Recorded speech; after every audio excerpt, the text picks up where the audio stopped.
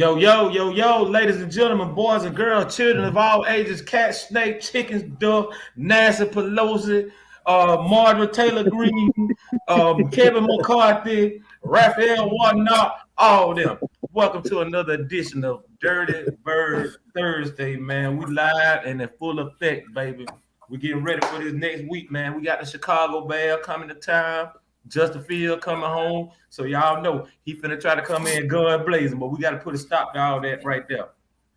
But before we get to everybody on this panel, I think it's time we need to pay some bills, man. What y'all think? What y'all think? Yes, sir. Man, yes, sir. Ladies and gentlemen, this portion of the show is brought to you by Manscaped, the premier product for male grooming as far as complete and utter cohesiveness is concerned. Okay, now check this out. Y'all know the holidays next week, Thanksgiving, everybody getting ready to eat up. You're going to be at your family house. You're going to eat all that good food. But you know, when you get home, you're going to want some seconds. So, you know, we can't have y'all out here looking crazy. You're going to have hair all in the cranberry sauce, if you know what I mean. So do what you need to do, man. Y'all need to go out there, check out the folk from Manscaped, man. If you put in the promo code AFN, you're going to receive 20% off your order and you will get free shipping, man. You know y'all like free shit, man. So yeah, like I said, man, y'all take care of that, man. Because if it's a little too murky, you ain't gonna get no extra turkey. That's right. If you keep it clean, she won't be mean. You can trim it down, she won't fry. Manscaped. Hey, if you want some extra sweet potato pie, make sure it fly. Yeah, that's right. See, there y'all go. But hey man, check this out. Let's go ahead and intro, man. Hey, I got my guy right here. I'm looking at it to my top right here, y'all top there, wherever my hand pointing at. Y'all, we got the Falcon therapist in the house, man. Warren, talk to the people, man. Hey, what's going on, yo? This is Dirty Bird Thursday. Thank you guys for tuning in. We wanted to switch it up a little bit to kind of keep y'all on your toes and whatnot. That is the resident billboard himself, Knight Rider. And to my right, we got the nose tackle himself, extraordinaire. We got Big Ant in the building. What up, Big Ant? Hey, what's going on, y'all? Look, we back on the grind, man. Look, another week. We got to put them other 2 weeks behind us. A minute by week is that. Minute by week. Minute by week. That's what we need. Rest. But before that, let's go ahead and get into, people in the comment section. We got, as always, Joseph Thornton. What's going on? We got D Sloan, and D Sloan got a good topic going on. We're going to get to that in a minute. We got ATL Leo. We got Bubba Gump. There we go. All right, Nick, look. Hey, everybody, throw your hands up in the air. We got Ms Maggie Fontenot in the building. What's going on, Ms Maggie? Boss lady, what's going on? We got the boss lady up here. All right, we got D Coleman. All right. So now, let's see what we got here. Because we know y'all ready to get into it. All right. Now, first things first. Can the Atlanta Falcons sustain mental toughness coming off back-to-back losses? Big Ant, I'm going to let you take this one, man. Can they sustain mental toughness? Well, I mean, we've been through adversity, throughout the season already. So it's not too far-fetched for us to do it. Mm-hmm. But the question is, have they done enough, preparation during the week in order to be ready to do that on Sunday? Mm-hmm. I believe we can do it. Like, this team is not the same team as in years past. We can get back to what we do. Mm-hmm. What you got, Knight Rider? Man, absolutely, dog. Y'all must forgot what happened at the beginning of the season. We had 2 tough losses starting the season off. And we came back to that third game, and next thing you know, wheels started to churning. And you got to think. Also, you got to think, too, the strength of the schedule then compared to the strength of the schedule now that we got going down the road, it's going to get a tad bit easier. It's going to get a tad bit easier. Now, we know Washington on the road and doing all that. Fine, cool. But everybody else, we ought to be able to at least take 2-3 more games. As a matter of fact, I'm finna pull the schedule up right now and see who all we got. But like I said, we got I know we know we got Chicago this week. We know Chicago defense is not all that good. But we see we got Washington after that. Pittsburgh, they ain't, who knows what you're gonna get with them. Yeah, them people, we got them December 18th. I will be in New Orleans that weekend, just so you know. The only slip-up game I see is Baltimore. Because we know what we're gonna get out of Baltimore. We know what we're gonna get out of Baltimore.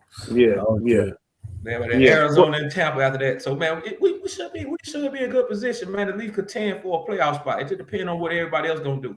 Yes, sir. That's in that position. Say it. Well, it comes down to, number one, make no mistake, we're not coming into this game taking them lightly just because of their record. No, we're not doing that. We coming in playing like Terrence Master say, this for us is a playoff game.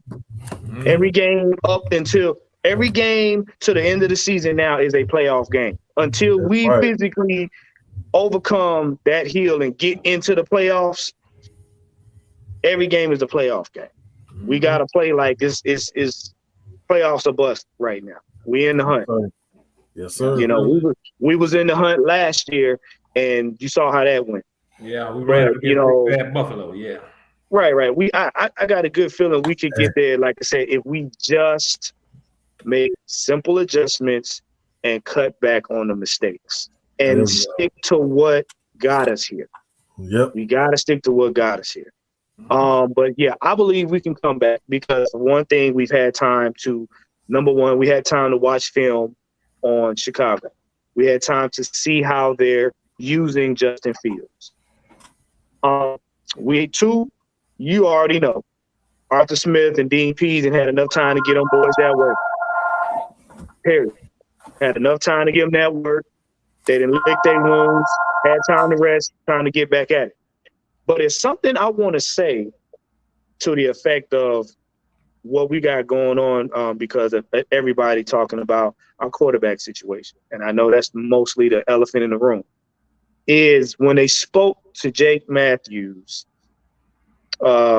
today after speaking on how, what he did when his kid was getting here. And they mentioned, what did he think about Mariota? And Jake, paraphrasing, Jake said, the man is a good dude.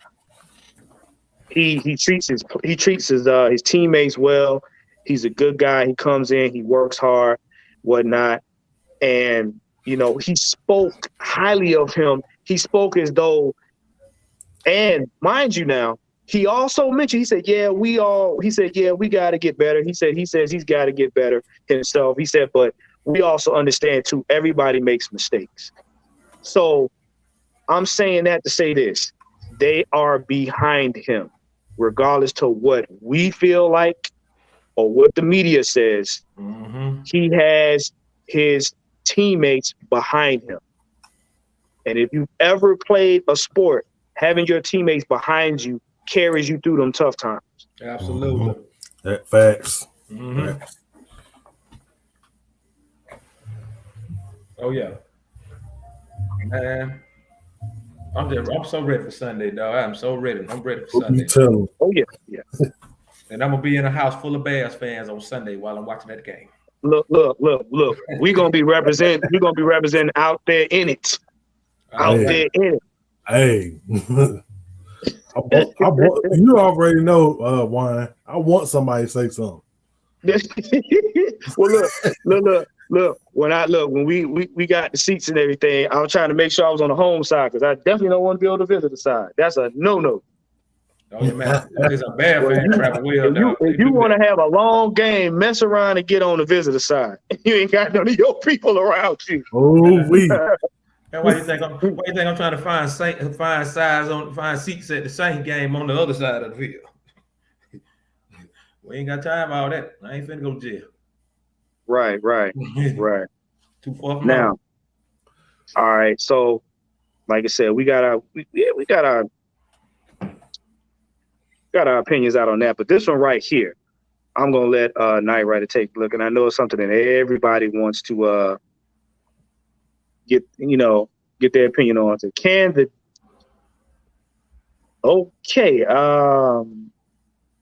I'll just say, can the defense keep contained and play solid up the middle?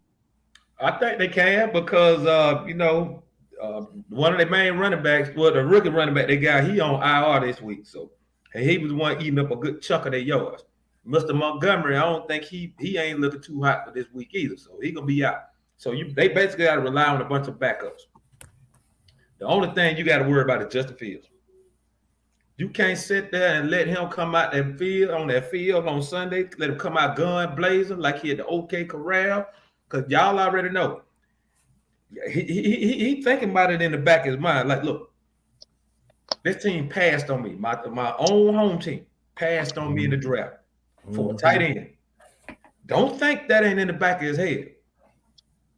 So they gonna have it ain't no can they have to. It ain't no ifs, ands, or buts about it. They have to contain him, and they have to play solid defense. They can't have no leaks, no nothing, no mental mistakes, nothing. They got to play a flawless game. Well, you know what? Before I get to Ant, you know what's funny? That's a double-edged sword. Yeah. Because you can come out there with that bravado, and like I said before, we don't know who we're going to get this game. You could get we ain't got enough energy type Falcons, or you can get them Falcons that was playing week 1, week 2, where they hungry. Because you got to think, you done had 10 days to sit on 2 losses. Not 1, but 2. In an embarrassing fashion. And you now got A.J. Terrell in the secondary, along with Isaiah Oliver. Don't think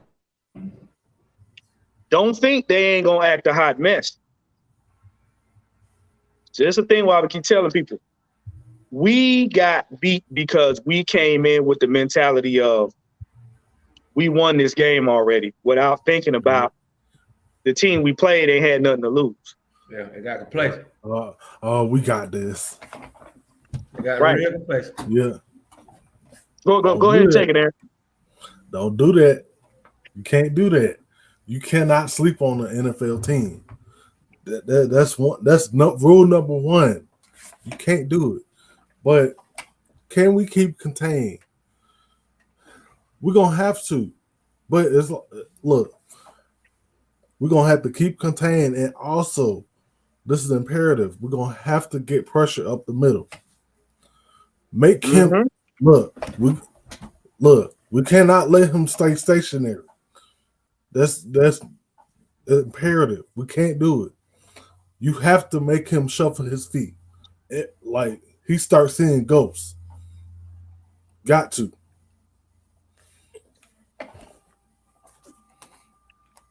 Well, the one thing about mobile quarterbacks that you know, especially like Justin Fields, that their instincts is to run first.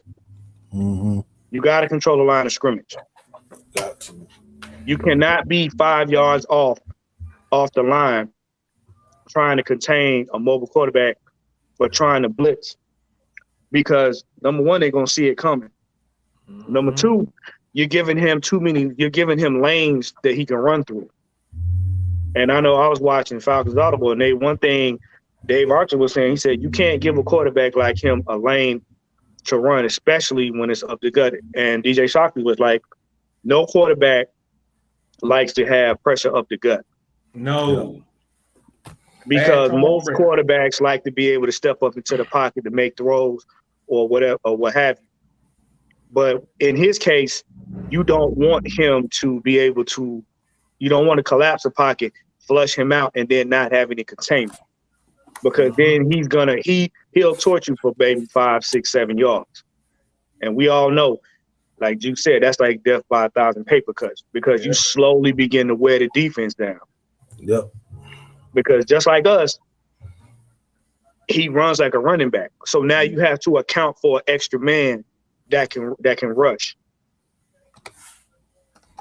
And let's get some of these comments. Let's see what they're saying in the comments. All right, hold on. I'm coming.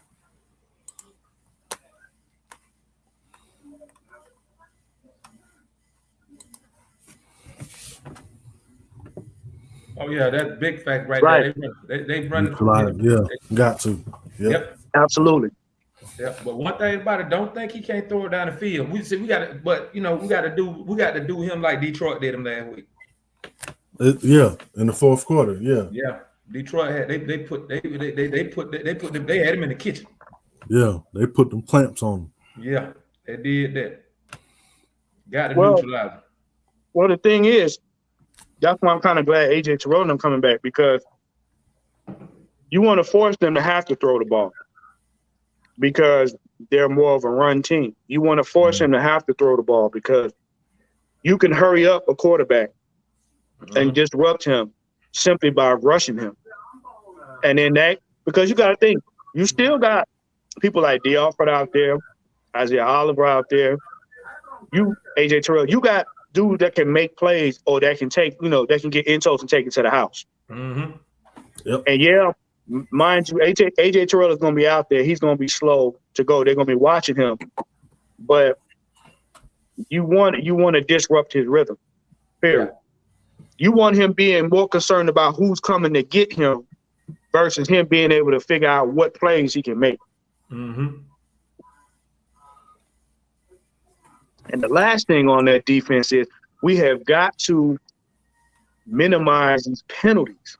Oh, man. You cannot have penalties where it puts us behind the chain. We got to be ahead of the chains. Mm-hmm. We got to.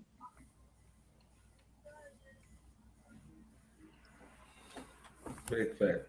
Big fact. Let's see what we got next. What's the next one? Now, look. That's who we need right there. We need him starting. Okay. Yep. I'm tired of Michael Walker going up to the line playing. Yeah, I'm tired of him going to the line playing Ms Maggie T with the lineman, dog. You can't have that. You cannot have that against Chesterfield, man. Give me somebody that's gonna be a heat-seeking missile going straight forward. And that's why I'm hoping T-1000 to start the game, man. But ain't Jalen Mayfield coming back too? Oh God, don't mention him. Don't mention him. Don't mention him. I got your blood pressure up. That boy, unless he got better, I feel like Stephen A. Smith, how he felt like Tim Tebow. He can't play. Can't play. I don't trust him. Blackberry, what's up, dog? Blackberry. What up, home teams out here? Okay. Cool. There it is. But yeah, and also another thing. Please, again, we're gonna reiterate. We need y'all to be out there hitting. This ain't a dance. This ain't a waltz. This ain't tag. This ain't flag football. I need y'all to be out there hitting people like they stole your mama's Thanksgiving dinner. Like, for real. Hey, we can't be tackling at the knees. We can't be hanging on to their shoulders. I'm talking about you need to be hitting these grown men like they knocked over your turkey fryer. I'm telling you, they better hit them or else y'all gonna be eating them ragged ass pigs. You know what I mean? Be eating them ragged ass pigs. Yeah, that's a ballerina Tweaker Toe Walker, aka Ms Maggie Mac, aka Hands Up at 85. All of them. AKA Patty Cake Baker's Man. Okay. AKA Duck Goose. Twinkle Toes. They're playing with the parachute and PE, hiding under the parachute. Stepping under the parachute, stepping back out. Playing double dutch. You know what? I agree with this. Hey, I'm glad Eric Harris back too, man. We need and I need him to be hitting people like he was last year when he was trying to just take people out the game. I need that. Right. I need to see that right there. Facts. Mm-hmm. Big facts, man. We need that Carolina game back. Yeah. Bro. To do head off. Mm-hmm. Yes, sir. Let's see. All right, let's see. What else you got? So who do you guys see being a player on offense, playmaker? I'm gonna tell you two people right now, right off the bat. Mm-hmm. We need them boys. We need Algier and Huntley. Yep. ASAP. Yeah, Algier, Huntley, and Associates. Yeah. That's it. Cordero needs to be that gadget dude. Yep. He needs to be the run game is imperative. No, big Period. time. Because they can't stop run. Right. We need to run the ball so much the other team coach need to be like, hey, when y'all gonna pass? I know, right? And then we do pass. I need for Kyle Pitts to get involved, man. I need for Marcus and Kyle Pitts to whatever they got going on. They need to go see a play from Tyler Perry. They need to go to the Civil Rights Museum, okay. go to the aquarium or something. Go see the marriage counselor, please. Right. They need to go see somebody. They need to sit on somebody's couch because man, I'm getting tired of that. Here's the deal. We cannot go away from what's working.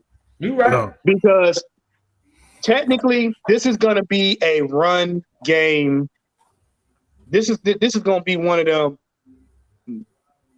filthy, nasty run game situations. You right. Mm-hmm. Because we are going to be trying to impose our will on them, and they're going to be trying to prove a point for Justin Fields. Now, with that being said, he's going to try to look good because he's in front of all these fans. Mm-hmm. So it is a good time when you have that kind of pressure on a person to embarrass them. Yeah. Yep. Perfect time. Because they're going to try to be perfect. Yep. I'm trying to do too much. Yeah. But see, that's the thing too. Whenever that play action happens, you got to at least get Kyle Pitts some balls. Marcus got to put it on the money, dog. He been overthrowing him a few times. And I'm glad you brought that up. You know what? You know what to take care of that? You start with the run, and then you go to the short dink and dunk passes. You do not need to go over. Listen to me carefully, y'all. Yep. You don't need to go over 10 yards. He don't need to pass it over 10 yards. Exactly. This needs to be a game of first downs. Yep. If we do a game of first downs, you can kill them in the red zone. Oh yeah, absolutely. Because you're not expending a whole bunch of energy trying to get big plays. The big play need to be in the red zone. Exactly. While you on the field, we need to be wearing their defense down. Mm-hmm. Got to beat them up. And then that allows Mariota to get rhythm. Because number one, here's the deal. You know OZ can go across the middle. Yep. Mm-hmm. You know Drake. You know if you give it to Drake and Drake can get it, either one of them can take it to the house if they need to. But in order for him to get a rhythm, they're gonna have to start with the run game first, open up play action pass, and the passes are gonna have to be short. He don't need to be trying to throw no Hail Marys down to the end zone.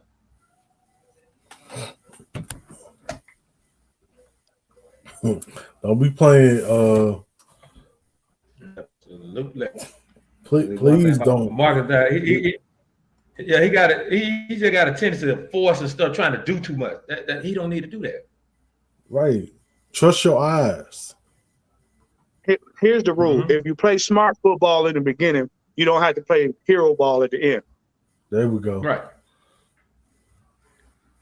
Now, that's with this being said, let's go to this next topic right here.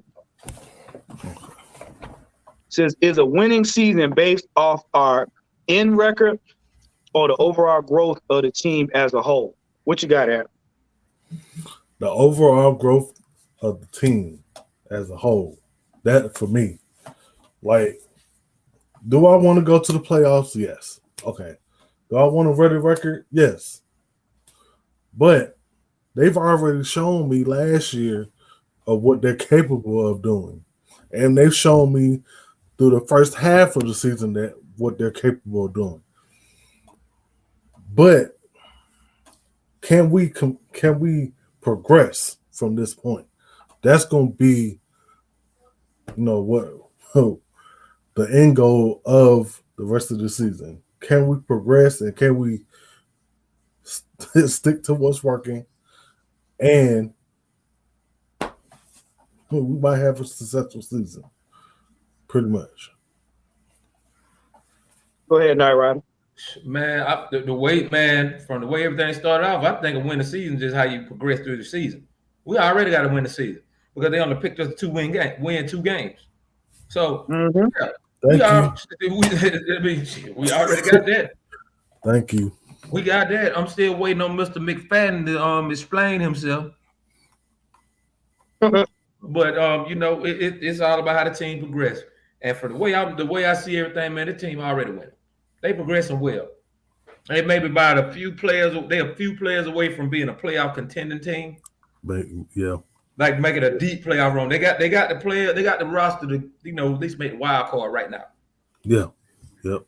But for, they a few players away from just getting over the hump, taking that next step, and getting to making those deep playoff runs with your Kansas Cities, with your Baltimores, with your Buffaloes, with your Tampa Bays and your Dallases and all them. Yeah.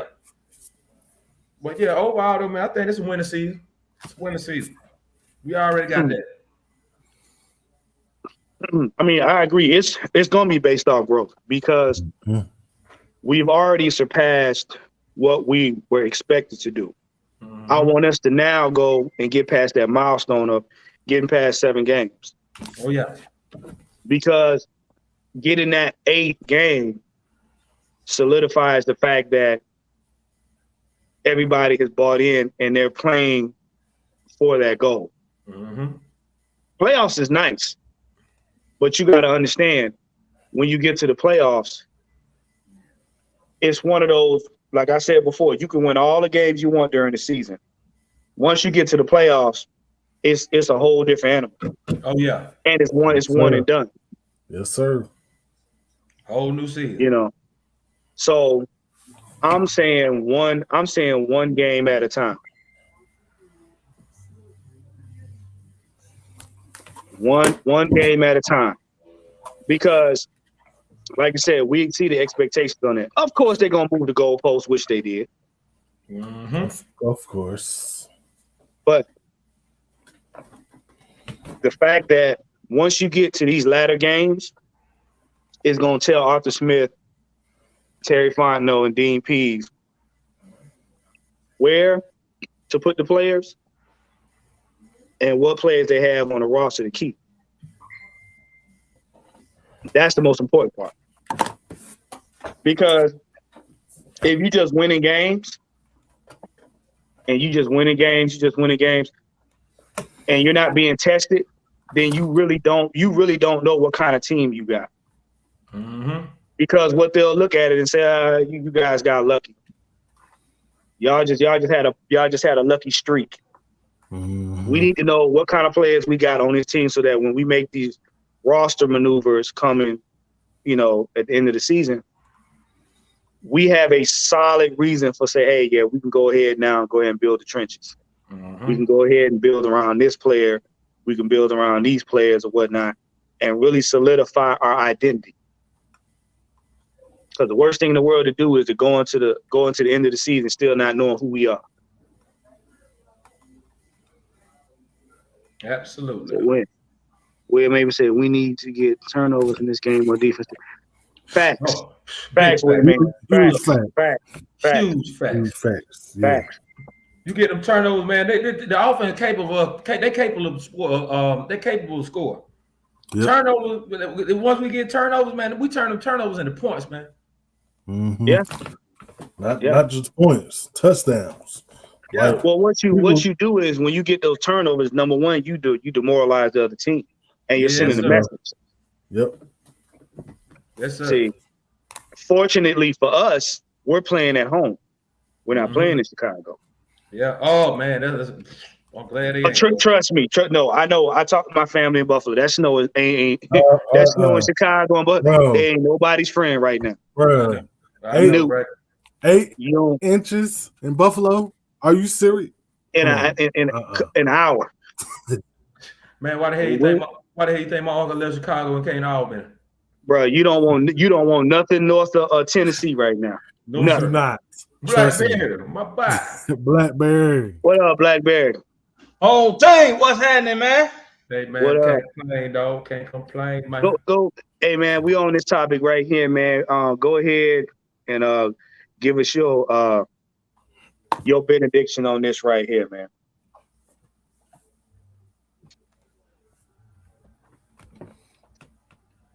Yeah, I heard what you said, Night Rider. Hey, Night Rider, I love you, boy. I just want to tell you that too, boy.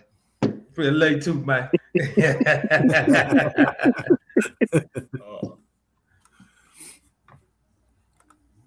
A winning season.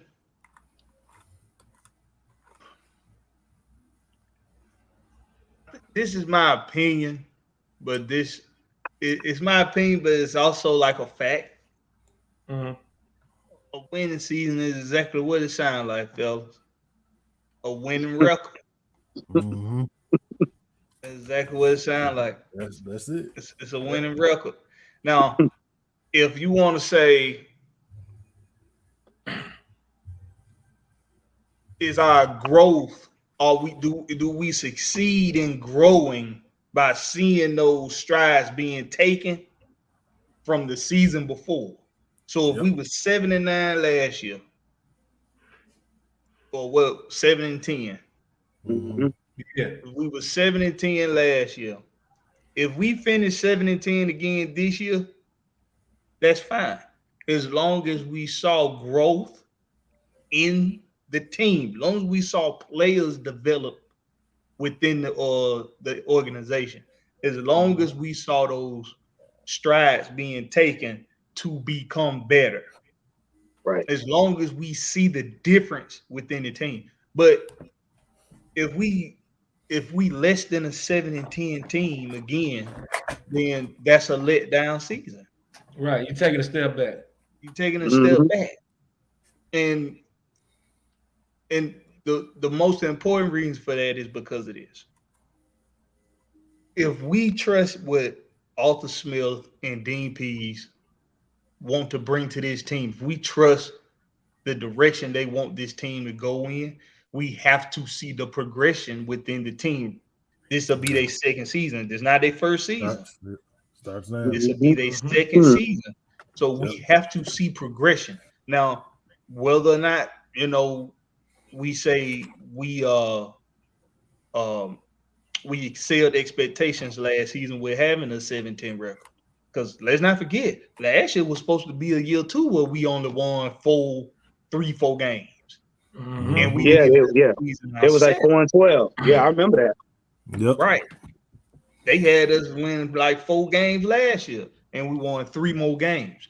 So because now you set a bar for where you could be as first year head coach, first year defensive coordinator last season, you have to reach that bar or get over that bar the following season. That's just how it is. Whether or not we rebuild, or some of us might consider this a rebuild, whether or not some of us consider this a retool, whatever you want to word it, that's what it is. Your bar was 7-10. You showed us that what you could bring this team with. Shit, last year we didn't have nothing. Nobody. Not a damn thing. All we had was Matt Ryan and Cordell Patterson, and he was only available to us for, a limited time.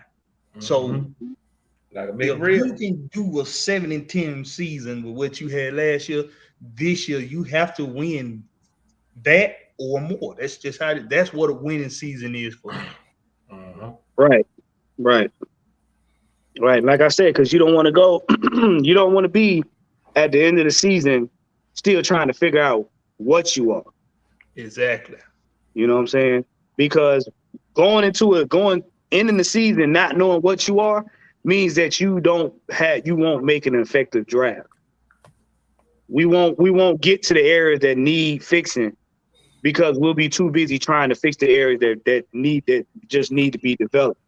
Mm-hmm. I.e., like we was having to do last season.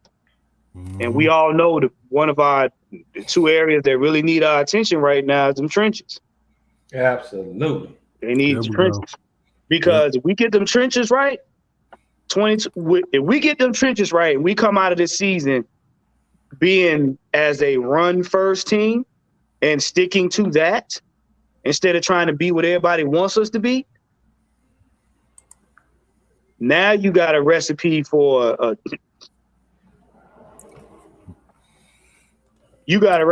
to cause some serious problems next year. They're gonna be sorry.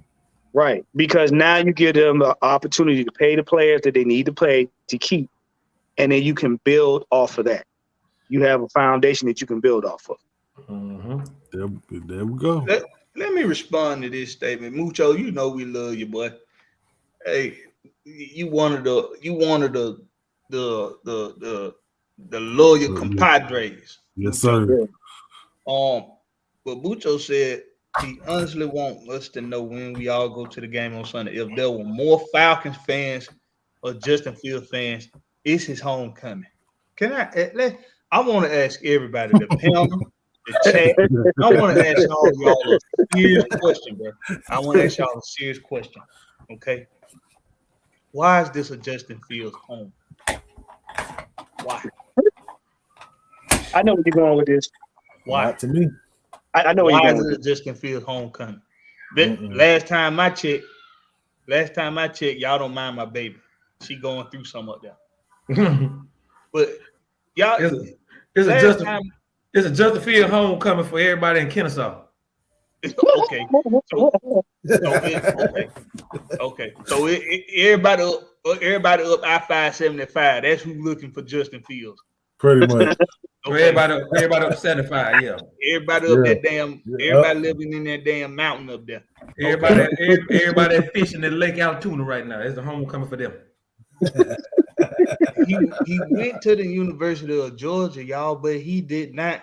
He's an Ohio State Buckeye. That's what he is. He is not a Georgia Bulldog. Hold on, Night Rider. I got a question. Did he play for Georgia? Yeah, he did. He played his freshman year, but he only got a few snaps. Yeah, what he played a few games, a couple games. Yeah, that's couple it. games. Okay. That's it. Oh, okay, wait. Well, but he's from Georgia, but he played for Ohio, right? It's a lot of guys from Georgia. Yes. Okay. A lot of guys from Georgia. We probably play at least a couple handfuls of guys from Georgia every week. Mm-hmm. Yep. When you get done, I know where you're going with this. Go ahead, Blackberry. I'm with you. I know where you're going. Get it. But y'all really continue to help them spread that narrative. And I love everybody that comes showing love. But don't help the media spread that narrative, okay, about this being a Justin Fields homecoming. He is not a Georgia Bulldog. He's an Ohio State Buckeye. And when he went to Ohio State, he didn't do jack. He looked good through the season, but did he win something? He made it to the national championship, but he didn't win it though. Did he win the national championship? He did not. Now, was he sitting there when we had the number 4 pick? Yeah, he was sitting there. He was. So what? And I'll raise my hand. I was one of the people that wanted us to get. Well, I really wanted Trey Lance, but I would have took Justin Fields. Yeah, that's true. I wanted Trey Lance, but I raised my hand. I was one of them. But understand something. He's on a 3-7 football team right now. Mm. And his highlight of the season is him breaking Michael Vick's single game rushing record. That's the highlight right now of his career. That and outrunning Jeff Okuda. He's not a Georgia Bulldog. This ain't no home. It's a homecoming for him at Golden Corral. It's a homecoming for him at the AMC movie theater on Highway 124. It's a homecoming for him over there.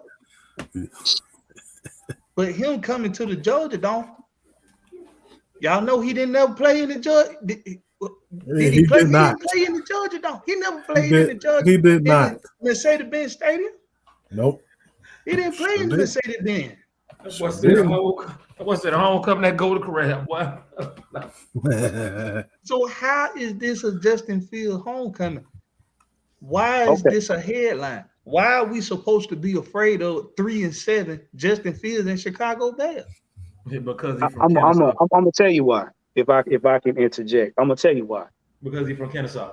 No. Yeah. He from Georgia. Okay, we get it.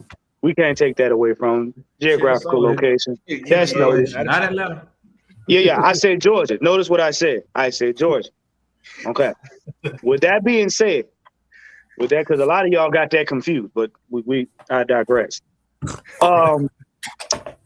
He was not, and I'm gonna hurt some feelings with this, and I want y'all to listen very clear, especially the ones with the earwax in the back. He was not guaranteed to be an Atlanta Falcon. Let's make that clear. He was not guaranteed. I don't care what number he was. I don't care if he was 99 out of 100. He was not guaranteed to be on this team. You wanted him to be on this team. You thought he was good for this team, but he was not guaranteed to be on this team. And a lot of y'all did not pay attention to who we had as head coach. See, just because he's a mobile quarterback does not mean he fits our scheme. And we said this all off season. Arthur Smith and Terry Fontenot are going to get players that fit the scheme. And just because he can run around holding the ball does not make him a scheme fit. Does not guarantee we're going to pick him in the draft because y'all like him. The same thing with Malik Willis. The same thing with Trey Lance. Y'all threw about 8-9 quarterbacks. Oh, they need to go to Atlanta Falcons because in y'all mind, anything was better than what we had. Let's be real. Shoot, they wanted Mac Jones, man. So basically, Atlanta has become the whatever you like kind of football team. Y'all just gonna throw everything at us and hope it stick. And when you didn't get him, you in your feelings, and now you wishing and hoping he come down here and show out to justify how you felt in the draft. You ain't worried about the team record. You ain't worried about this young man credentials. This is crap. This is what we're talking about right here. If we would have picked Justin Fields right now, we'd have upgraded over Matty. That ain't. Do you know that for certain? No, you don't. No, you don't. You don't know that for certain. They're 3-7. They're 3-7. I don't care. Here's the thing. Just because a quarterback is good in college does not translate to the NFL. Absolutely. That's a very small percentage. Very small percentage. Where's Sam Bradford at? Oh, okay. Where's Jamarcus Russell at? You know what? Let's stop playing the radio with these motherfuckers, okay? Yeah. They're 3-7. Bruh, stop, man. Marcus Mariota has played better than Justin Fields this year. He's played better than Justin Fields. Marcus Mariota has played better than Justin Fields this year. But Justin Fields' team, the Chicago Bears, are 3-7. Right. Miss me with that bullshit. Miss me with the hip. Yeah. I'm gonna play the radio with y'all some bitches tonight, okay? And now, with that being said, no one man is bigger than the team. There we go. See, y'all got to get out this thing. Y'all got to get out this mentality that one man is going to drastically change the team to the point where he's going to make other players better just because he showed up. That's not how it works. It looks good on the stats. It looks good on all these shows when they try to paint a person in a certain light. This man, you got to put up. You got to have a team to support you. Like I keep saying, quarterback is supposed to lead the team, not carry. Y'all want a quarterback to come here and carry the team until we decide to get pieces to put around him.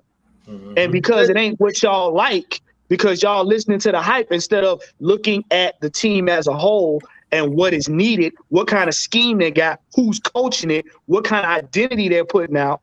You just saying, oh, they need this, they need that. Look, bro. You don't know what you need because you ain't looked at the team well enough.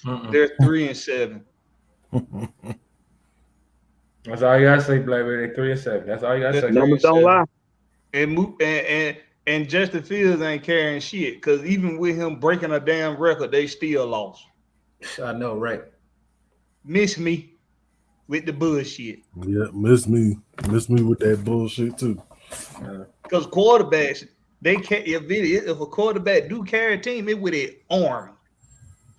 It ain't with his legs. Mm-hmm. If a quarterback gonna carry a team, it's gonna be with his arm, not his leg. Because guess what? Your arm could last the length of the game. Your legs give out. Mm-hmm. And an asterisk onto that, before all the people coming here trying to do the quarterback bravado, you still gotta have chemistry with your receivers in order for that arm to carry the team.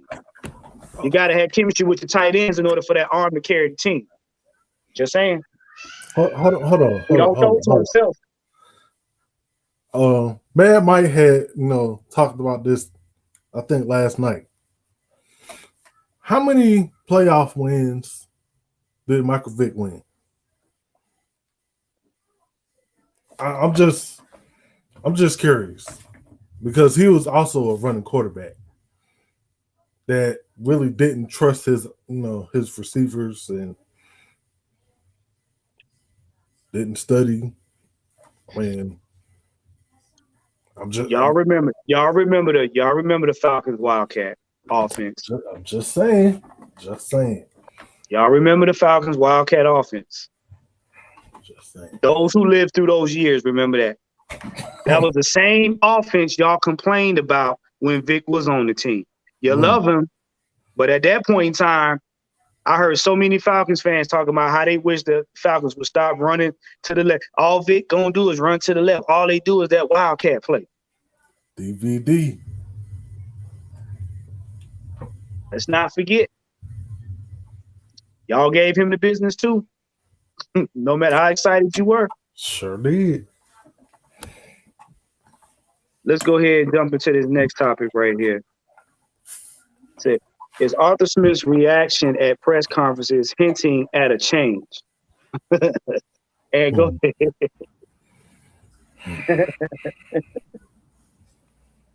Here we go. Hell no. The hell? Why? What? He's already said he's not changing. So why would he be giving subliminals at press conferences all of a sudden? Come on, man. Hell no. He's not changing. That's his guy. Oh my God. Lord help us. What you got now, Ronnie? Hey man, let me tell you something. Coach said this last week, boy. Oh, Jesus. Coach said it last week, man. Arthur kind of look a little bit different. He kind of look a little bit different. But shoot, man, if my quarterback played that way, shit, I'd change. I'd be a little bit different too. Let me tell you something. I know he want to keep. I know Arthur believe in Marcus and all that. Yeah, we hear you. I know Arthur believe in Marcus and all that, but I know in the back of his mind, Arthur like, look here, Marcus, you go out there and you pull that bullshit again, I'm yanking your ass out my damn self. Now he gonna stick with him. He gonna stick with him. But you can tell in the back of his mind it done start getting the wheels kind of rolling on making a change. He thinking about it. Just because he's thinking about it don't mean he gonna pull the trigger. Now, if Marcus just come out and just lay a whole basket of duck eggs there, what then he ain't gonna have no choice. Get him out of there. But I don't think he's gonna do that. No. But don't think Arthur ain't thinking about it. I'm gonna let Blackberry go, and then I'm I'm gonna say something that's probably not gonna be popular, but y'all go ahead. Go ahead, Blackberry. I'm gonna start a trend here, okay? And y'all gonna see it all night. Because even after tonight's show, when we do Kingdom Come at 8:05 Eastern Daylight Time, Eastern Standard Time, however you like to put it, this is gonna be a trend for me from this point on. Is Arthur Smith reaction to that press conference hinting at a change? I don't know. I don't care. Because the number one thing that need to change is Michael Walker ass don't need to be on the damn field. Say it again. Yeah, you talking about Mary Mack. Patty Cake. Michael, that's the change. Okay. Look, we got topics tonight. Yeah. Right. All my topics begin and end with sorry ass Michael Walker. Oh, Jesus. Oh man. So is he hinting at a change? I don't know. Well, I know if Mark Michael Walker, that's right it. That would a change need to come. Because everything you do second, third, fourth, and fifth, I don't give a fuck. The first thing need to change is Michael Walker sorry ass playing football. He don't need to play football. When I see a guy like him playing football, it made me want to throw up. I want to go in the bathroom and let all my damn breakfast, dinner, lunch, brunch. I want to let it all out. He's disgusting. He's a disgusting football player. He sucks. Okay. Because real quick. The quarterback controversy is a hot topic, right? Talked about this Tuesday. Yep. Right. It's a hot topic. It's what everybody want to talk about. Mm-hmm. But Christy Lewis, she was there. She heard everything I said. If that's what everybody want to talk about and continue to ignore that our biggest problem is the sorry some bitch playing football right now, Michael Walker. Mm. If y'all want to continue to overlook him, and because I'm telling y'all, that game Thursday night, last Thursday, it could have been just an ugly game that we pulled out a victory with. But guess what? When you got a middle linebacker that's running from plays, the opposing offense is going to continue to run right at his ass. And that's what they did. Exposed. And they won. Imagine if we just stopped Dante Foreman a few times on some series and get their ass off the field. Maybe our running game eventually come to life. It did for a minute. It did for a minute, didn't it? Second half. Sure did. Maybe we're not looking towards putting a hand in Marcus Mariota's hand and having this conversation right now. Maybe the ball is in the hands of Algier and Huntley and Cordell Patterson. Maybe it's in their hands more, and we're not looking to try to for Marcus Mariota to be throwing damn Spinner Rooney Hail Marys. If we got just one element in the defense in the middle, Trey Anderson instead of Michael Walker ass,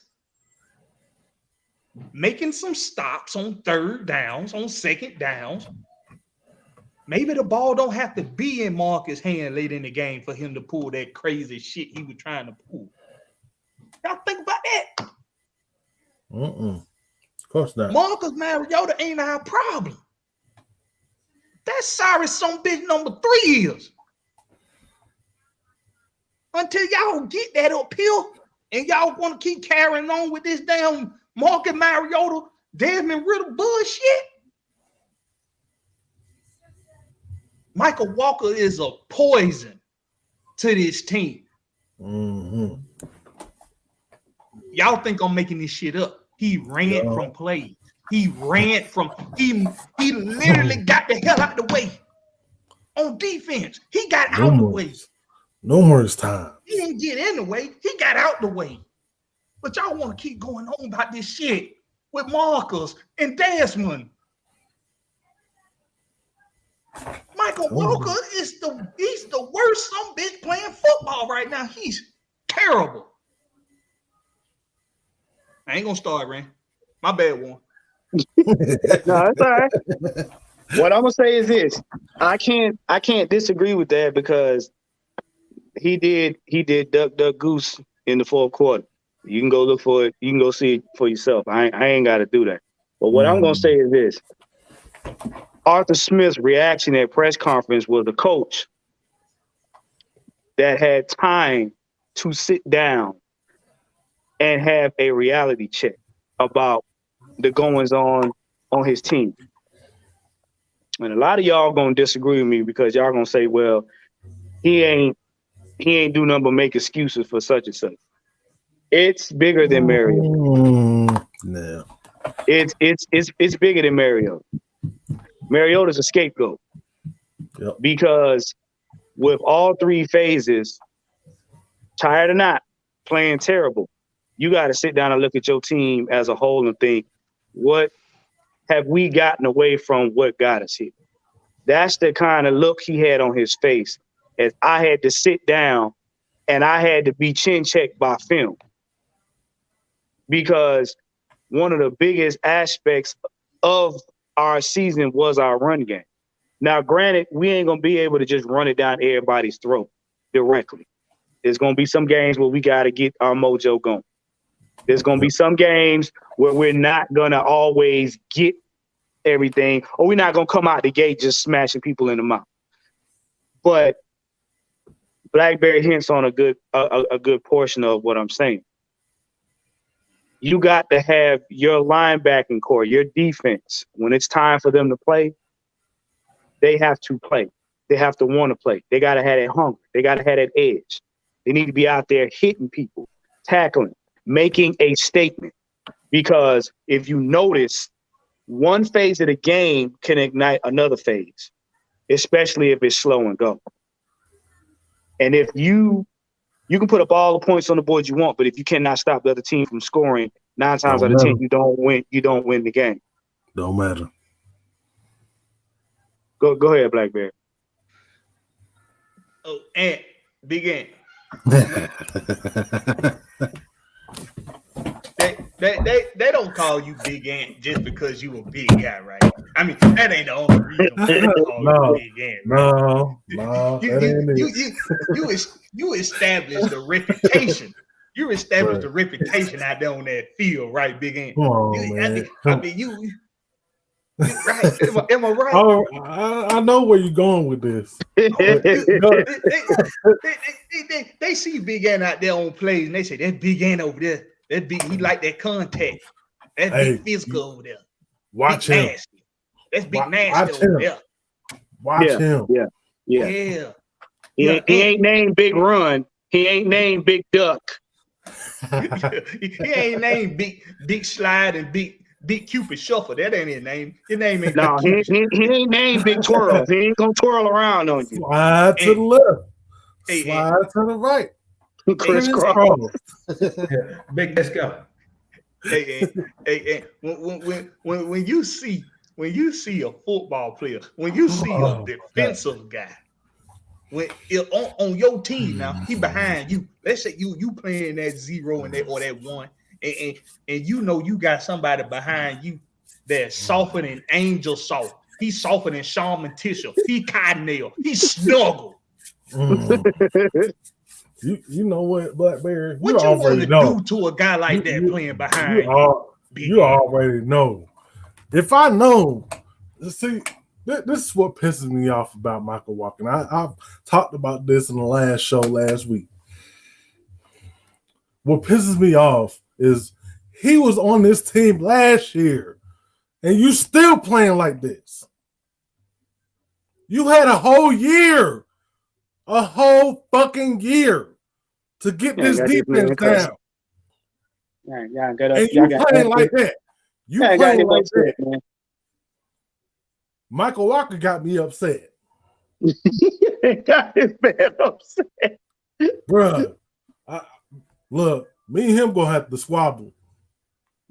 Come on, bro. I'm telling you, somebody need to square up with him and see where his heart is, see how tough he is, man. I'm finna fuck you up. Like, you ain't finna be doing that. No. Nope. Come on back here. I gotta holler at you real quick. And I get it, because you got to think, you've had time to sit down, look at the film, and look at where your deficiencies are. Despite having missing players, you are already a tired team. You are already mentally depleted. And I always tell people it takes longer to recover from a loss than it does a win, especially if there's short games. It does. Back to back. But you cannot be a Mike linebacker retreating in the heat of battle, because you throw off the whole defense. Can't do it. You are the quarterback of the defense. So if that's like Mariota seeing pressure and he running towards the end zone away from the O-line, that sends a message to the rest of the team like, what the heck is he doing? And I get it. But Arthur Smith had one of them moments where he's like, you either gonna make some changes, or this team gonna be these next couple games gonna be a bloodbath. And I don't mean to put it in rough terms, but that's where we at right now. He sees exactly what we see now. Whether he want to admit it or not, whether he want to agree with it or not, it's certain adjustments need to be made on this team. Certain people need to be put in position.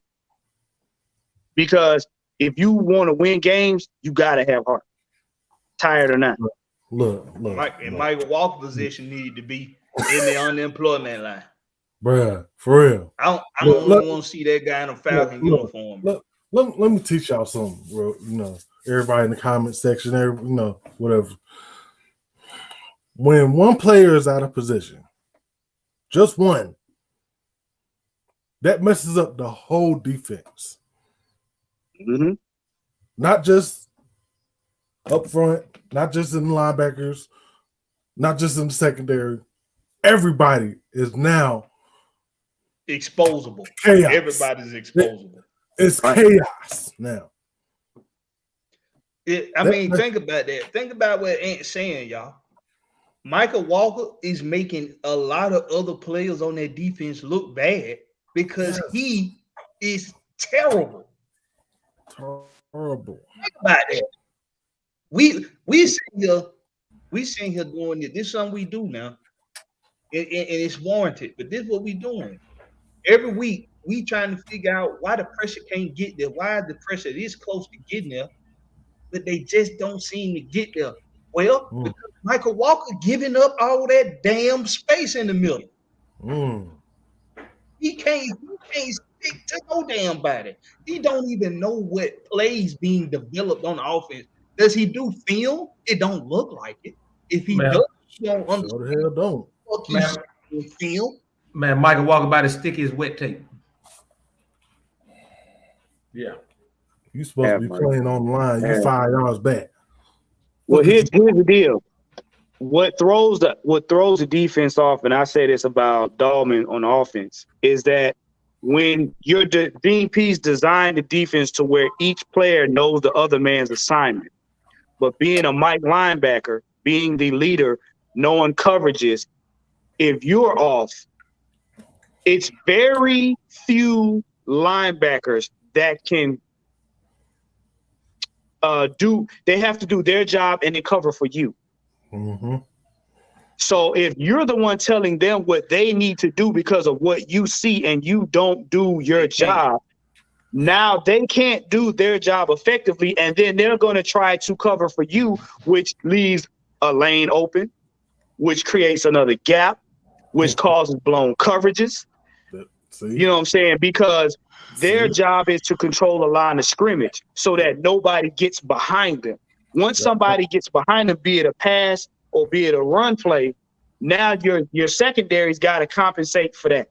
So if they don't know what to do to begin with, and they're trying to figure the play out as it's happening, a lot of times you're 2 to 3 seconds behind the offense.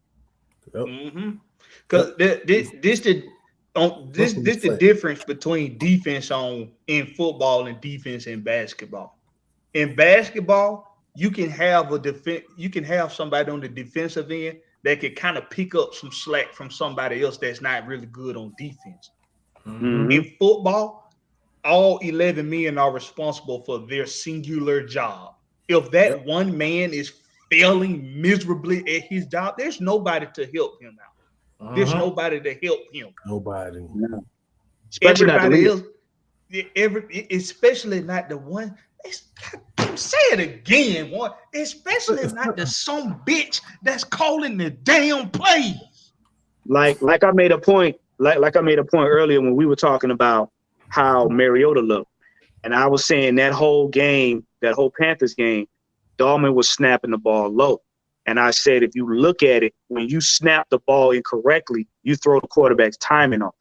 Because especially if they're going to send the house, if they stack the box and you snap the ball low, what you do is you give that defense 2 extra seconds to rush. So if you do have a blitz coming, there is no way he has enough time to gather the ball, protect the ball, get set to either say, he can't even look downfield to see who done ran their routes, because now the play is pretty much dead because they already at the top of their route. Now, only thing I can do is scramble. And a lot of times the edges are normally contained by them. So you either got to take a sack or throw it out. So when defense, if your linebacker is out of position, that gives the offense lanes and opportunity, which forces the line to have to back up instead of go forward. You don't want your defense going backwards. You want your defense going forward. But D. Coleman, I'm going to tell you, you say what is the most flagrant mistake I'm seeing in the all 22 from Michael Walker? Here it is right here. Down. Say, hey.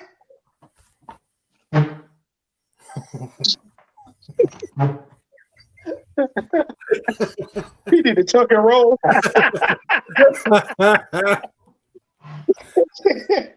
He did the tuck and roll. He's dancing with the line of scrimmage, and then he's fading away from the play. That's what he's doing.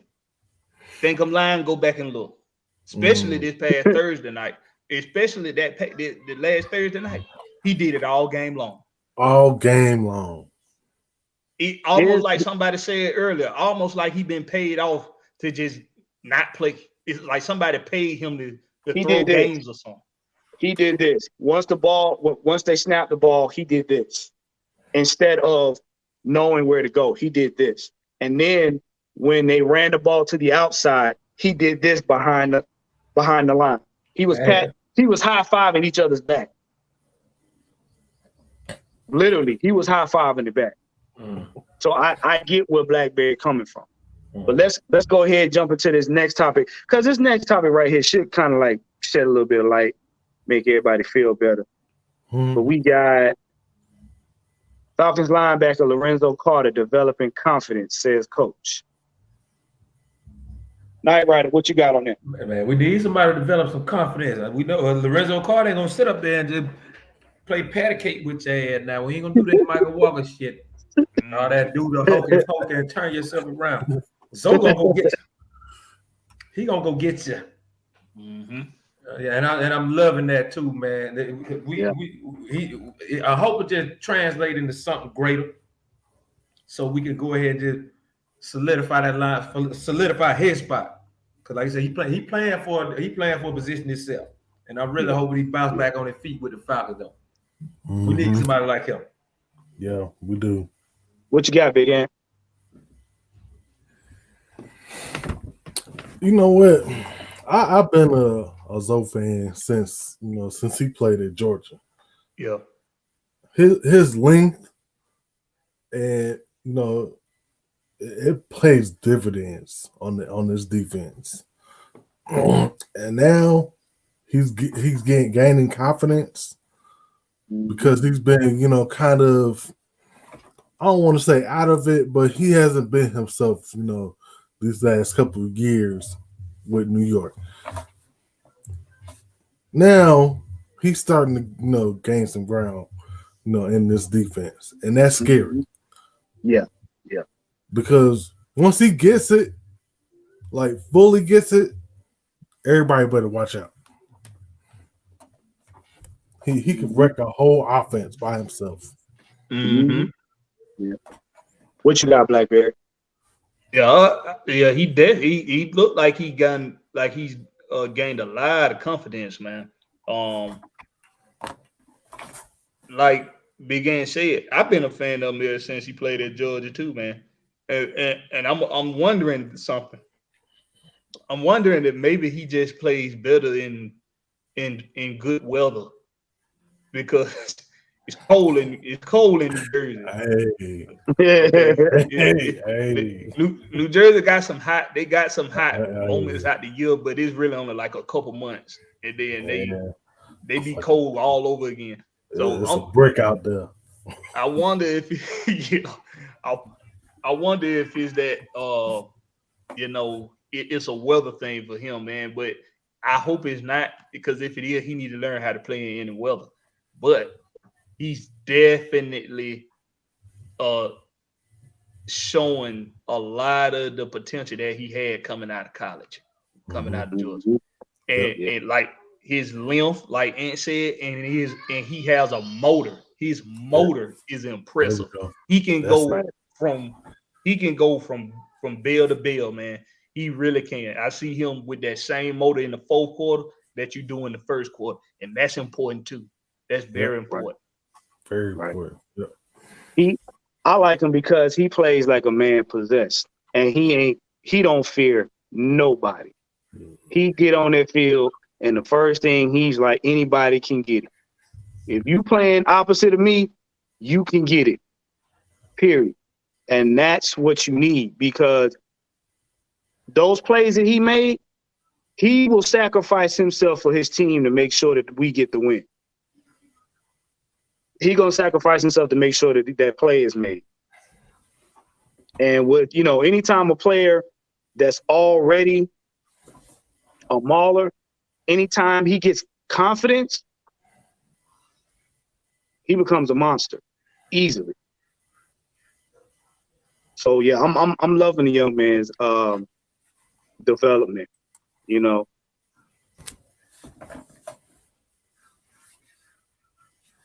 I agree at this point right now. I agree. I would say 80%, yeah, because you got to think you still got, Troy missed a tackle here and there, but he's still up there with Troy and Ebiketie.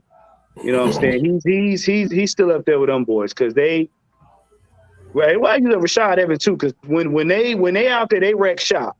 Mm-hmm. No doubt. They wreck shop. And they unapologetic for it either. They wreck shop. And that's what we need, because like I said, if we're developing an identity of being physical and dominating, we gotta have players that care more about the state of the team and making sure that the team wins versus them being worried about contact or how they look out there. Mm-hmm. So that's definitely a plus. But I know it's right now we're a little bit past the hour and everything. We got 73 people in here. Let's go ahead and get them likes up. Make sure y'all like, share, and subscribe and everything. Dirty Bird Thursday. And how many we got right now? Hold on. Let's see. Hey man, let me tell you something. I'm finna get ready I gotta get ready to ride, man. I'm finna get ready to hop in this studio session and shit. Like I say, I'm live in the studio right now. So okay. Ladies and gentlemen, boys, girls, children of all ages, cats, snakes, chickens, ducks, basically every Georgia Bulldog not named Herschel Walker. Appreciate y'all coming in and tuning in with us, man. Hey, look, make sure y'all, before I'm gonna let y'all know. Somebody mad as hell, but y'all make sure y'all make sure y'all remember, no hair on the cranberries. Okay, no hair on the cranberries. Y'all make sure y'all remember that. Hey, I'm out of here, man. Love, peace, and chicken grease, y'all. Yeah, I'm out of here too. Hey, we got Kingdom Come starting at 8:05, y'all. After this show, when this show over with, the conversation is not over, ladies and gentlemen. Y'all That's tune back not in over. at 8:05 on Georgia Sports Nation or on Blackberry Lyrics channel. That's Blackberry, no C, just the K. Blackberry Lyrics. I gotta hop off too, y'all. Gotta get ready. Hey, take it easy. I appreciate y'all. All right, appreciate it, man. All right. And I want to do something different, man, before we get ready to close this out. You know, we're gonna take a couple questions, but let's since there's only two of us right now, let's go ahead and give maybe one or two keys of victory, you know. Our keys of victory coming in on this Sunday, you know, since you know we gonna be at the game and everything. I mean, you know. Let me see. Well, you know what? I'm gonna stick to what I've been saying since the beginning of the season. Got to run the ball, run the ball, run the ball, and then if you do that successfully, that play action game, especially in the middle of the field, What is up, wide Jew? open. What's going on, Jew? Hey, we're gonna see you at the game, Jew. Yes, sir. We'll be there. It's gonna be wide open. That play action game is gonna be wide open. But I'm gonna need Mariota to trust his eyes. Trust what you see. Don't second guess what you're doing. And That's a good question. X Factor. Ooh. Ooh, that. You bringing in some heavy hitter questions in here. All right, Juju, I see you. Go ahead and finish the key, and we're gonna get to Juju's question. And like we was just talking about, if we see Michael Walker, I'm gonna need him to just play with some intensity, please. That's all I ask you to do. I mean, that's gonna set up, you know, everybody else. What you do in the middle, that's gonna set up everybody else, up front and in the back. That's it. Okay. Now let's get Jude's question up here. He said, "Who's your X factor for the Falcons Sunday?" Personally, me. I will say, okay, I'll give offense, defense. Defense, my X factor gonna be Troy Anderson. My X factor gonna be Troy Anderson because I need somebody that is going to be able to dissect the offense, to tell the defense what they need to do with confidence. I need Troy Anderson and Rashad Evans to wreak havoc. Yes. I need him there. I need him so that the defense is more cohesive. I don't want Michael Walker out there. We didn't see marbles already. We didn't see the marble game 2 games straight. I need Troy Anderson out there terrorizing people. Right. Now on the offense, you already know what I'm gonna say. I need them boys. The X factor gonna be Huntley and Algier. I need that run game going. Yep. Those are my X factors for this game. They're gonna have to. You're gonna have to have that defense. Gonna have to be one band, one sound. Period. In the offense, we're gonna have to run. The run game gonna have to be there. Yeah. What you got, Aaron? I agree. On offense, I'm gonna go offensive line. Not any particular person. We gotta play as a whole group on offensive line. Like, especially run blocking. We gotta do better at run blocking. Like they watched us against Carolina. Yeah. I mean, like it was blatant. And then on defense, I'm you know what? I'm gonna say the same thing. Troy Anderson. Because we have to have somebody that has the heart to go out there and read the defense and know what everybody else can do and still do what you need to do. Mm-hmm. I agree. Even Tez Sports and Gaming, he said this going to be Patterson's big comeback game, finally getting him back in his groove. And that very well could be. But the thing that we have to make sure we do for him is, if we're going to establish the run game, we need to make sure that he's that dude that we're putting in because we can put him in, not because we have to put him in. Yeah. Algier and Huntley need to be carrying the load so that we weigh that defense down so you can put Cordell in and he can go for 10, 15 yards. You want to make it as easy on him as possible. Mm-hmm. But I agree. He could be an X factor. He could be. Yep. Before we get into the Q&A portion of it, we're gonna try to hurry up here. I'm gonna get my keys right now. Number one, we need to control the line of scrimmage. Yes. We got to control the line of scrimmage. We don't need to be 3 to 5 yards off the line of scrimmage trying to do what I consider preventable football. We need to be up on the line of scrimmage, letting them know we coming right up the gut. We gonna come right at you. We basically coming for your quarterback. Yep. Attack. Second key needs to be, we need to wrap up when we tackle. Oh my goodness. No missed tackles here, because Justin Fields is not going to give you any leeway. If he gets a crease, he going to take it. He's going straight to the house. And he will make you pay for it. You cannot sleep on him. Just because they 3-7 doesn't give you the cushion to sleep on. Nope. Can't do it. And the third thing, run the damn ball. Stop going away from what works. Bingo. Run the ball till they stop you. Run the ball until they stop you. Like you said on the heavy hitters, run the ball. Yep. And when you come back, run the ball again. Yep. Run the piss out the ball. That's it. Wear them down. Mm-hmm.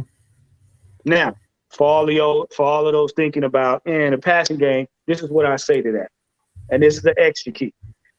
If they decide they want to pass it, it don't need to be no more than 10 yards, and it needs to be in a dink and dunk fashion. You need to start with the run game, open up play action pass, and make short passes. You need to play a first down football game. We need to march them down the field methodically and kill them in the red zone. That's all you got to do. That's all you got to do. You ain't got to be cute. You ain't got to be fancy, because Justin Fields going to come out here looking to be cute and fancy. So right now, we'll take a couple questions before we get out of here, and you guys can, check out BlackBerry. But let's see what we got in the chat. I got one right here. Okay. Nathan Floyd. Okay. He said, who would you rather see at guard, Mayfield or Schaefer? What you got, Ant? That's a good question. I mean, Schaefer's still young. He's still growing. And Mayfield, he's better at run blocking. Okay. So I would lean towards Mayfield because he's been in the system since last year. So I lean towards Mayfield. Yeah, I'm gonna go with Mayfield because experience, and he's been baptized relentlessly in a lot of the games, especially last year. Mm-hmm. So he's more experienced at knowing how to handle himself, with run heavy teams and stuff like that. So I would say for this game, especially because they're a very physical team, I would go with the experience. Yeah. As long as he can do his assignments, yeah, I'll go with him. I'll go with him. See, we got any other questions in here? Let's see. I'm not seeing. All right, if you guys got some questions, go ahead and put them in the chat right quick before we start winding this down. They funny for that one. Yeah, I know. I told you I called him Tech 2.0 because that's what he was looking like out there. All right, we do this one right here. I'm gonna go ahead and I'll answer that one. It's just for kicks and giggles. Michael Sykes says, "Be honest, don't you guys want to see what Ritter can do if the Falcons lose this game? Is it Ritter time?" Okay. I know this has been like a hot topic. Everybody been going around asking for it, but here's the deal. While I would like to see more of what Ritter can do at this point right now, while we're still in the hunt for the playoffs, no. Because I would like for Ritter to start the season. I would like for Ritter to start the season and go all the way through. Yep. That's just my personal opinion. Yeah. Now, if we lose this game, or let's just say lose this game or the next game, and we're thrown out of the playoffs, you may see him, you may not. It just depends. But what y'all got to understand is this. This is the part of the season where experience counts. The closer you get to the playoffs, the closer you get to the end of the season, and you have an opportunity to get to the playoffs, this is where experience counts. I know that ain't a popular statement, but this is why Arthur Smith has not switched up. Because Mariota can make in-game adjustments based on what he's seen and what he's used to seeing based on his experience being in the league versus Ritter. It's certain little nuances that Ritter may not pick up on right now. He's learning the game, but it's a lot of stuff he not gonna pick up on. And when you get closer to the playoffs, teams get a lot more crafty with their gameplay. It goes up a notch. And he needs to be able to, let's just say we make it to the playoffs, he needs to be able to see how the team reacts in a playoff situation. Because that's something he hasn't been exposed to yet. Yep. Exactly. Mariota's been in the playoffs. Yep. So he understands what it takes to win a playoff game. He understands what it is to be in a playoff game. So at this point, I would have to say no. What about you, Ant? I agree. I mean, experience still matters. Like we want him to, sit back there and absorb everything. Just absorb, good and bad. What you're supposed to do, what you're not supposed to do. I want you. Your job right now is to watch Mariota. Right. You don't need to get on the field right now. You're still wet behind the ears. Like, if we put him in now, he's going to be doing worse than what Mariota is doing. Well, the pressure he's going to be pressured to. You got to understand. You put him in now, he's going to be pressured to play hero ball. I don't want that. No. Because he will be trying to pull a team out of a losing hole, and that extra pressure will force him to make more mistakes than he would if he had a cushion of wins up underneath, and that leads to killing his confidence. Let's get this question by Drew. He said, "With Walker playing so bad, why hasn't Pease pulled him in yet? Y'all opinion?" Go ahead, Ann. I don't know. I think they're trying to evaluate more for next season, because I don't believe he's going to be on our team next year. To be, if you ask me, like, I think they're experimenting. Yeah. I don't know. It's one of those things where it's almost like,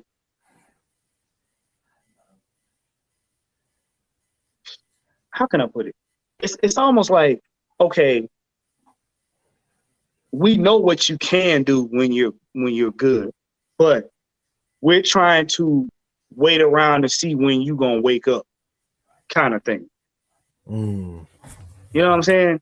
It's almost like you get that person a screw up. You want to give him chance after chance to see. Hopefully, he gonna wake up and be the person we think he is. Snap out of that bullshit, pretty much. Until you can't do it anymore. Yeah.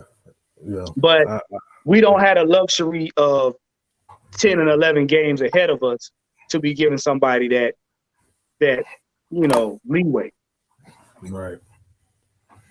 And because now every game now is a must-win game, that's what I'm saying. I believe Arthur Smith looking at the film like, we don't have the opportunity for you to try to get it right. But he's trying to give. It's almost like he's looking at it like, since the team is in the development stage, then that means we got to give all the players leeway. But I don't know. Yeah, I don't agree with that. Like, it has to be a line. It has to be a line. Like, you can't keep fucking up the same way every time. Right. Well, let's get this last question here from Michael Sykes.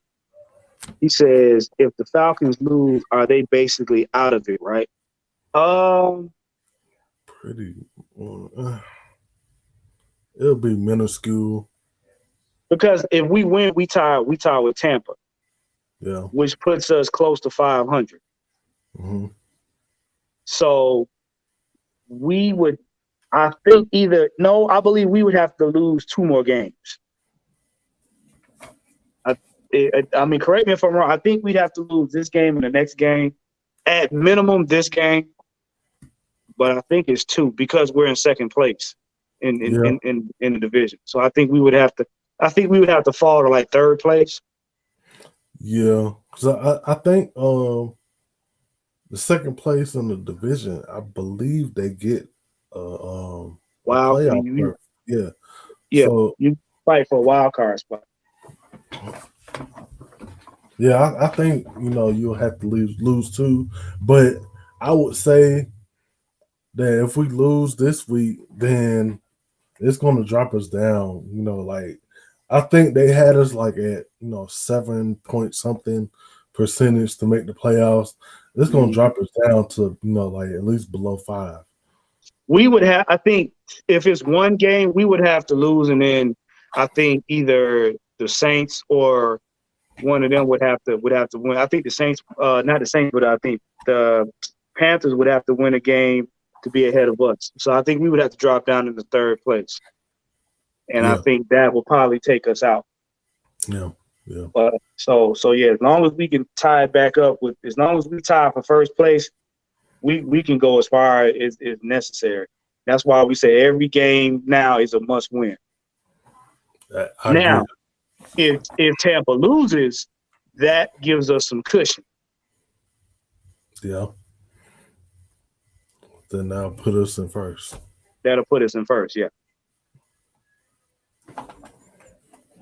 Let me see. What's this? Dre True Statement says that we lose the next 2 and Tampa wins their next 2. We are out of it. NFC keeps it.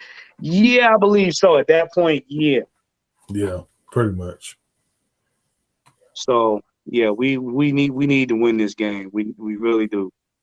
Yeah, look, we coming down to about an hour 34, whatever the case may be. And we want to thank you guys for tuning in and everything on this Dirty Bird Thursday. Hey, like I said, we looking to get that win. I'm confident we can get it, but we really got to tighten up on some stuff. And I'm hoping that our Falcons team has got the wake up call or whatnot.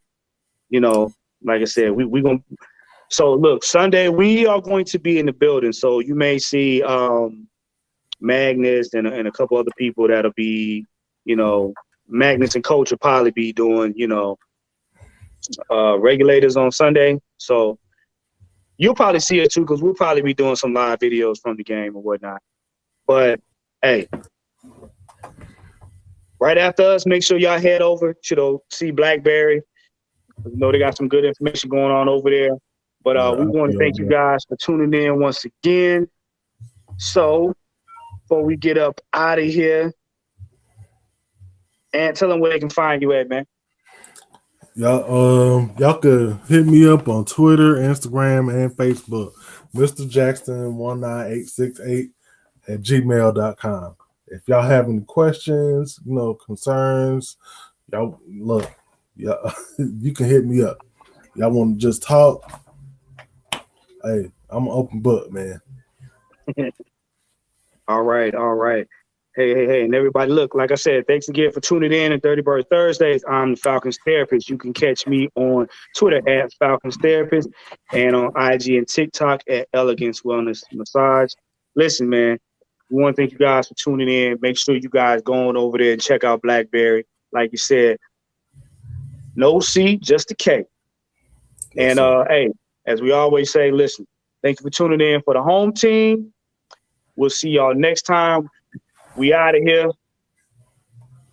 Peace. Peace.